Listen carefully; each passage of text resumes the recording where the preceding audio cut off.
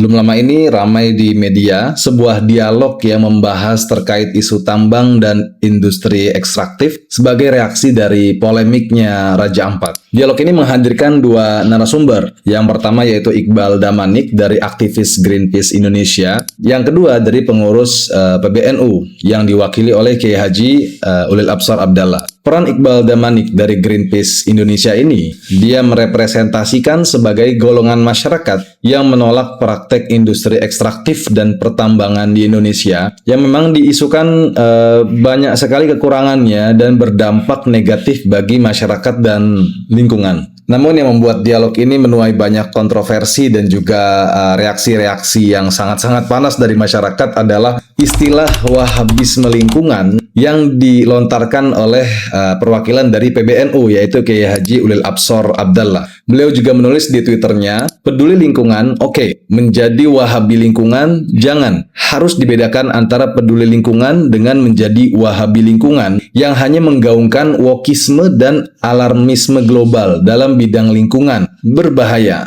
Nah, dalam video ini saya ingin fokus mempelajari lalu menyajikan ke teman-teman semuanya terkait dengan siapa sebenarnya sosok Gus Ulil ini atau Kiai Haji Ulil Absar Abdallah. Teman-teman sekalian, Gus Ulil lahir di Pati, di Jawa Tengah tahun 1967. Beliau adalah putra dari Kiai Abdullah Rifai, yaitu pendiri dan pengasuh pondok pesantren Mansajul Ulum. Beliau lahir dan tumbuh di lingkungan pesantren. Dia dipanggil Gus itu karena memang panggilan Gus dalam tradisi pesantren di Jawa Tengah dan di Jawa Timur itu disematkan kepada anak dari seorang kiai atau dari seorang ulama. Kalau di Madura disebutnya lora ya kalau nggak salah. Perjalanan intelektual Gus Ulil sendiri sebenarnya dimulai dari ayahnya. Dia belajar nahwu, saraf, dan balaghah kepada ayahnya dengan tujuan sebagai bekal untuk memahami kitab-kitab Islam klasik ya, yang banyak diajarkan di pondok pesantren di Indonesia. Pendidikan formalnya ya tadi dimulai dari pesantren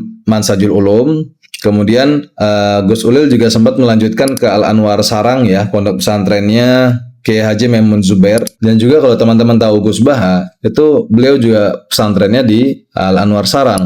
Setelah dari Al-Anwar Sarang, Gus Ulil belajar lagi ke pesantren Matoli'ul Falah dan diasuh langsung oleh Kiai Haji Ahmad Sahal Mahfudz ya, yang di kemudian hari beliau diangkat sebagai Rais Am di PBNU. Setelah menyelesaikan pendidikan di pesantren dan memiliki bekal keilmuan Islam yang berbasis bahasa Arab dan kitab kuning, Gus Ulil merantau ke Jakarta dan berkuliah di Universitas Islam Al-Imam Muhammad bin Saud atau yang lebih dikenal dengan LIPIA Jakarta. Ia masuk jurusan syariah dan universitas ini adalah cabang dari yang ada di Riyadh, Saudi Arabia. Dan kebetulan saya juga belajar di kampus tersebut. Yang menariknya, corak keislaman di universitas ini sangatlah berbeda dengan banyak pondok pesantren di Indonesia ketika itu. Kurikulum di LIPIA Jakarta, khususnya dalam ranah akidah atau teologi, sangat erat sekali dengan corak pemikiran Salafi Wahabi, yang dalam banyak hal memang bertentangan dengan corak pemikiran Islam di Indonesia yang menerapkan ajaran Sunni Asy'ari. Tapi dalam salah satu ceramahnya, justru itulah yang menarik baginya. Gus Ulil ini ingin mempelajari bagaimana sejatinya Wahabisme itu seperti apa. Ia ingin ketemu dengan ulama-ulama Wahabi. Karena sebelumnya dia hanya tahu dari orang ketiga saja yang mengatakan Wahabi seperti inilah, Wahabi seperti itulah. Dan menurut cerita guru saya yang sempat bertemu dengan Gus Ulil di kampus LIPIA Jakarta, Gus Ulil itu termasuk mahasiswa yang sangat cerdas ya, bahkan bisa dibilang jenius. Jadi dia tuh pernah dibiayai pengobatan oleh kampus atau dari dosen secara personal, saya lupa. Jadi dibiayai untuk operasi bibir sumbing. Karena mohon maaf ya, qadarullah memang bibir beliau dahulu itu sumbing. Dan pembiayaan ini dilakukan karena Gus Ulil ini adalah mahasiswa yang sangat-sangat cerdas. Dan banyak dosen maupun masyayikh itu suka sama beliau, simpati sama beliau. Setelah dari LIPIA Jakarta, ia membekali ilmu syariah dan pandangannya terkait gerakan pembaharuan Islam yang marak zaman itu. Gus Ulil memulai petualangan barunya, yaitu di bidang filsafat. Ia lalu belajar ke Sekolah Tinggi Filsafat atau STF Driarkara di Jalan Haji Agus Salim, Jakarta. Kemudian di tahun 97, beliau menikah dengan anak kiai besar, yaitu anak dari Kiai Haji Mustafa Bisri. yang sekaligus ya, membuat kedudukan Ulil di Nahdlatul Ulama memiliki posisi yang cukup kuat. Akhirnya perjalanan intelektualnya dari Lipia kemudian ke STF Diyarbakir. Setelah itu ia melanjutkan ke Amerika. Dia mendapatkan beasiswa di Universitas Boston. Ulil mengambil program Master of Art dalam bidang agama dengan tesis yang mengkaji ulang teori kenabian dalam Islam melalui pemikir Yahudi Maimonides.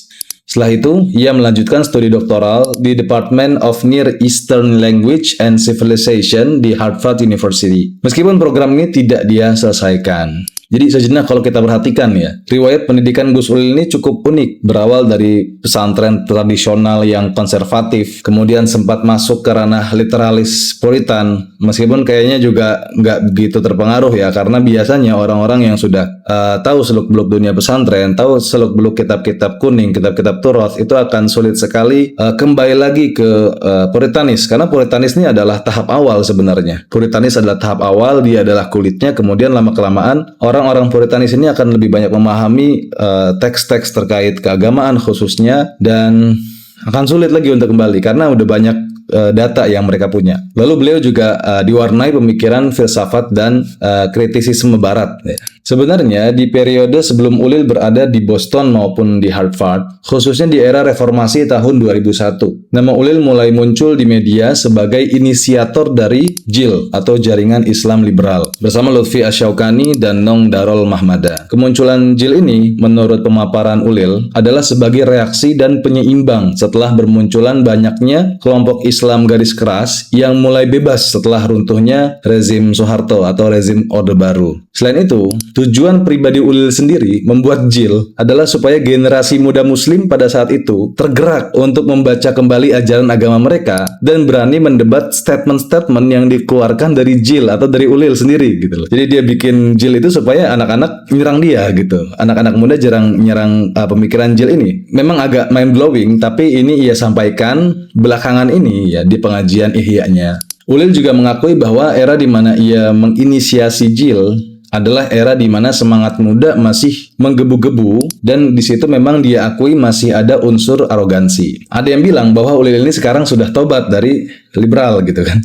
Meskipun Ulil lebih suka membahasakannya dengan istilah revolusi atau transformasi pemikiran. Setelah isu JIL mereda, Ulil nggak pernah lepas dari sorotan media dan kontroversi. Jadi emang kayaknya sukanya kontroversi terus gitu kan. Di tengah maraknya isu Syiah dan Ahmadiyah, ia mengatakan bahwa kedua aliran ini merupakan bagian dari khazanah intelektual Islam yang tidak boleh divonis sesat. Sebenarnya Gus Ulil juga memiliki pandangan yang sama terkait Salafi Wahabi yang banyak dikatakan sesat oleh ulama-ulama NU gitu. Meskipun ini nggak terlalu di-highlight oleh banyak media. Ulil juga berpendapat bahwa pernikahan wanita muslim dan laki-laki non-muslim itu diperbolehkan. Dan masih banyak pemikirannya yang anti-mainstream terkait dengan teologi maupun jurisprudensi Islam yang memang bertentangan dengan konsensus mayoritas. Yang oleh kelompok Islamis, dia ini dipandangnya sebagai tokoh yang sesat.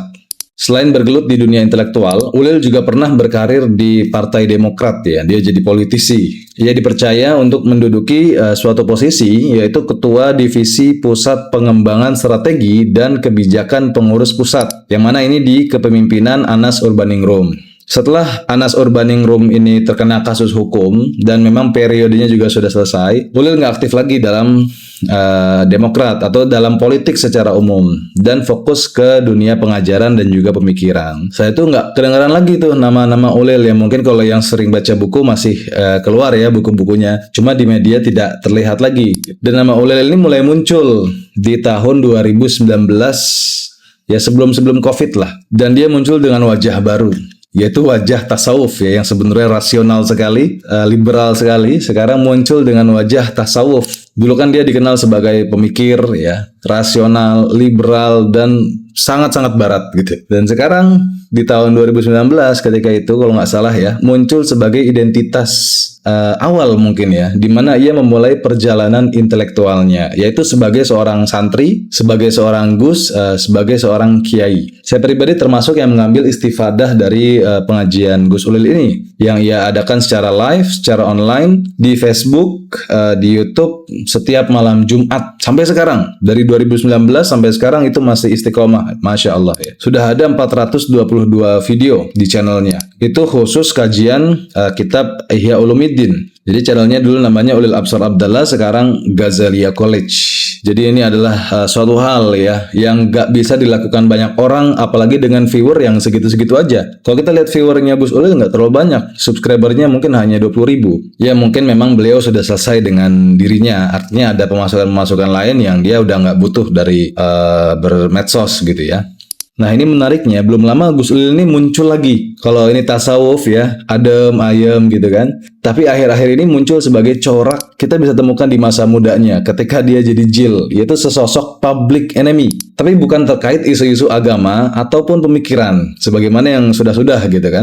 Tapi sekarang sudah masuk di ranah environment, di ranah profit, di ranah lingkungan, yaitu terkait dengan tambang. Dan secara tiba-tiba menjadi trendsetter Wahabisme lingkungan. Saya pribadi yang sering mengambil istifadah dalam pengajian Ihya-nya, kemudian ngaji pasanan Al-Munqidh Minad Dhalal, kemudian Al-Iqtisad fil I'tiqad, jujur sangat-sangat kaget dengan pernyataan tersebut.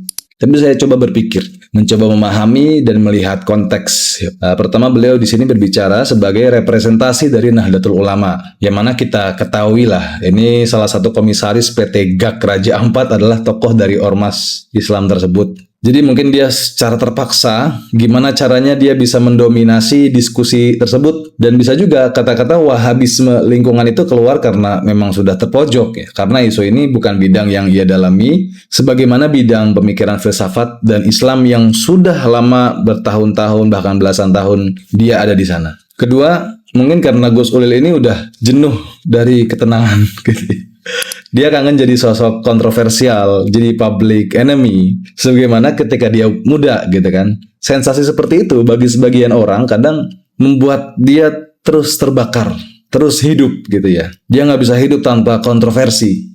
Makanya dia akhirnya mencoba berani menyebutkan kata-kata Wahabisme lingkungan itu kan.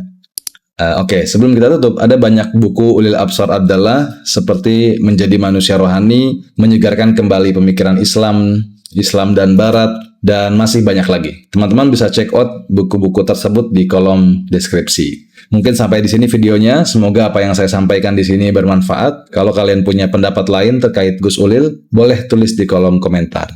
Terima kasih.